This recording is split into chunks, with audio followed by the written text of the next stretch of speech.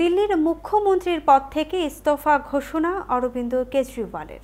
দুদিন আগেই আবগারি মামলায় জামিন পেয়ে বেরিয়েছেন। রোববার দিল্লিতে মুখ্যমন্ত্রীর পদ ছাড়ার ঘোষণা করলেন তিনি।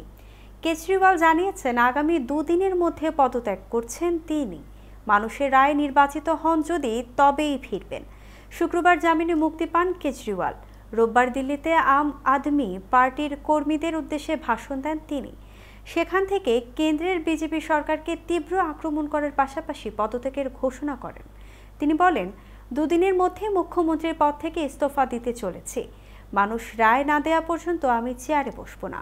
প্রত্যেক বাড়িতে যাব, দরজায় দরজায় পৌঁছাবো। মানুষের রায় না পাওয়া পর্যন্ত মুখ্যমন্ত্রীর চেয়ারে বসবো না। প্রায় 6 মাস দিল্লির তিহার জেলে বন্দী ছিলেন কেজরিওয়াল। বরাবরই নিজেকে নির্দোষ বলে দাবি করে আসছেন তিনি। রাজনৈতিক স্বার্থ চরিতার্থ করতে বিজেপি কেন্দ্রীয় গোয়েন্দা সংস্থাকে দিয়ে তার বিরুদ্ধে মিথ্যা মামলা করিয়েছে বলে অভিযোগ করেন। নির্বাচিত মুখ্যমন্ত্রীকে বেআইনিভাবে জেলে রাখা হয়েছে বলে লাগাতার দাবি করে আসছিল আম আদমি পার্টিও। এমনকি সম্প্রতি সুপ্রিম কোর্টে ভর্ৎসিত হয় কেন্দ্রীয় গোয়েন্দা সংস্থা সিবিআইও।